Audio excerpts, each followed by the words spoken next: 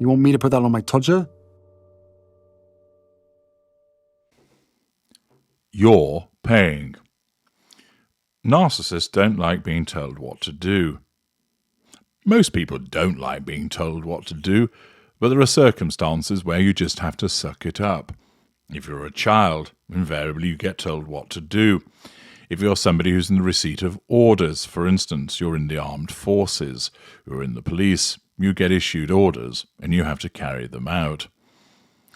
But with the narcissist has an entrenched and pathological resistance to being told what to do because it offends the notion of control.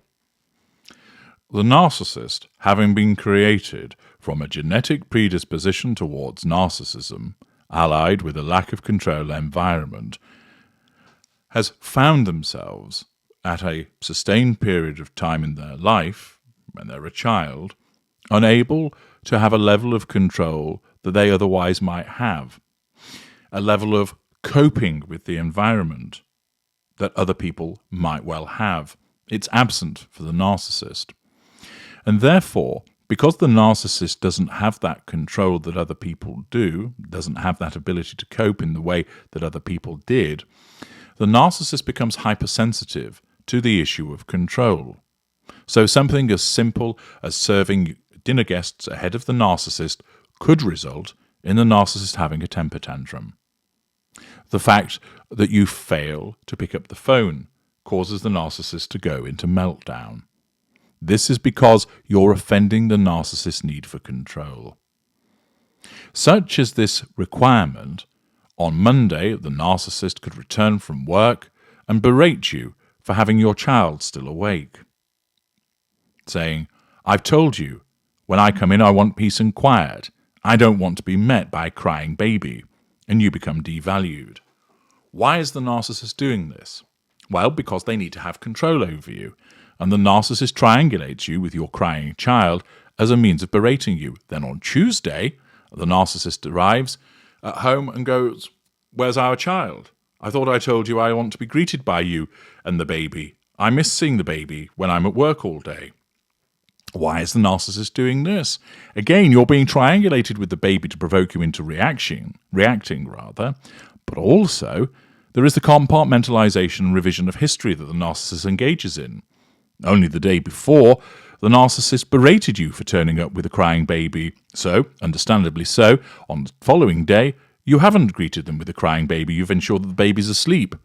And then your failure to present with the baby is used against you. You don't know whether you're coming or going. And this is part of the shifting sands that is created by the narcissist to ensure that control is obtained. Control is the most paramount aspect of the prime aims. And therefore, not only must the narcissist have it, you must not challenge it. And if you say to a narcissist, "You can't, you mustn't, you don't do that," or "you must do this," or "you must do that," anything that tells a narcissist how to behave, what they should do, is an offence to that notion of control. Harry's wife faces this repeatedly. That's why she had such a problem with the royal family. The royal family had conventions and protocols. There were ways of doing things, and they had worked for centuries. But then along came Harry's wife, and because of her narcissism, rather than harness all of that, it fought against it. And each time where she was told, "We don't do it that way," or "You must do this," that offended her notion of control, resulting in her harumphing, tantruming, storming around, bullying people, and therefore responding in a way which demonstrated her need for control. Well, she's had another dose of a threat to that control, and it's come courtesy of the Germans, where the Daily Mail explains that Prince Harry and Harry's wife have been forced to pay for their own team of private security guards after the German authorities classed their trip as a private event. That causes two threats to control for Harry's wife. The first is they're not really seen as having a sort of royal or state visit. Thus, it affects her notion of status, point one. And then point two, the fact that they are going to have to dig out and pay for their own security. Harry's wife loves money. It's a considerable residual benefit. And she wants other people to pay for her, she wants other people to give her money for doing very little, and she really doesn't like spending it unless she's spending it on something that she deems appropriate, namely crap for Sean. She doesn't want to have to pay for her own security. She wants that security because her paranoia tells her that one of the great unwashed might try and approach her and throw a tomato at her. Her paranoia tells her that there are hordes of crazed middle-aged white women running around trying to assassinate her.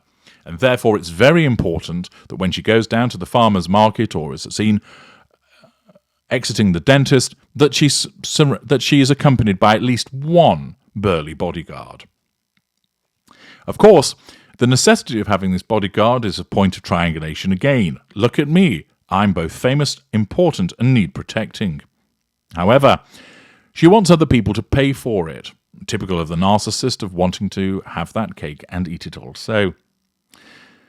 Accordingly, officials in Dusseldorf have set up roadblocks along the 3-mile route from the airport to the city centre to allow the convoy of vehicles transporting the Duke and Duchess to avoid being stuck in traffic. That will, of course, please Harry's wife because it's commensurate with her concept of her being important.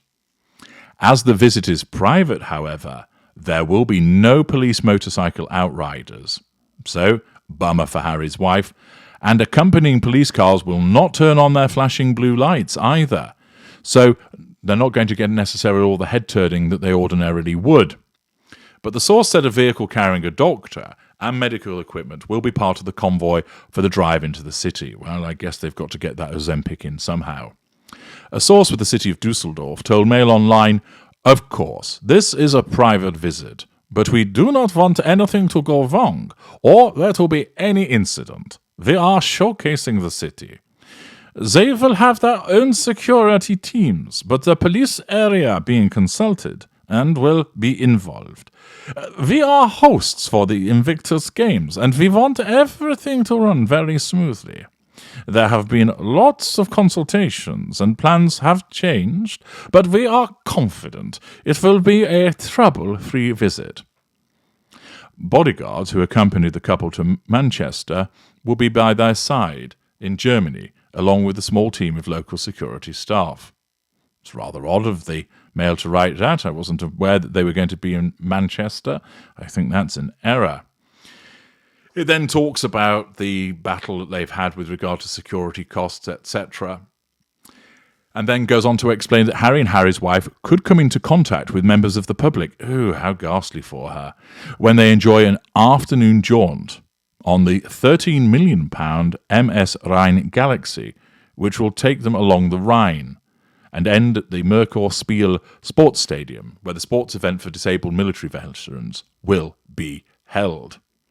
It's here that local security guards will be on duty to make sure no one gets too close to the couple. I don't think you need to worry about that. I don't think people want to get particularly close to the gruesome twosome. Despite the couple visiting Dusseldorf as private citizens, last-minute preparations were taking place this morning to give them a warm welcome. Red and white flowers, the official colours of the city, being placed around the entrance to the town hall. The couple are in Germany today to start the countdown to the Invictus Games being held in Dusseldorf in September, and their visit will include an hour-long scenic cruise along the Rhine on a party boat, usually packed with tourists. On arrival, they are expected to emerge from their car onto a red carpet and walk across the market square to the entrance of the town hall, which dates back to the 16th century. After walking up a spiral staircase, they'll be joined by the city's mayor, Stephen Keller. After speeches from Harry and the mayor, the couple will sign what is known as the Golden Book. The oversized leather-bound volume is signed by all visiting dignitaries to Dusseldorf and also Harry and Harry's wife. The page assigned to the couple has already been prepared with their names in red Roman cursive writing. Presumably Harry's wife advised them on the calligraphy involved.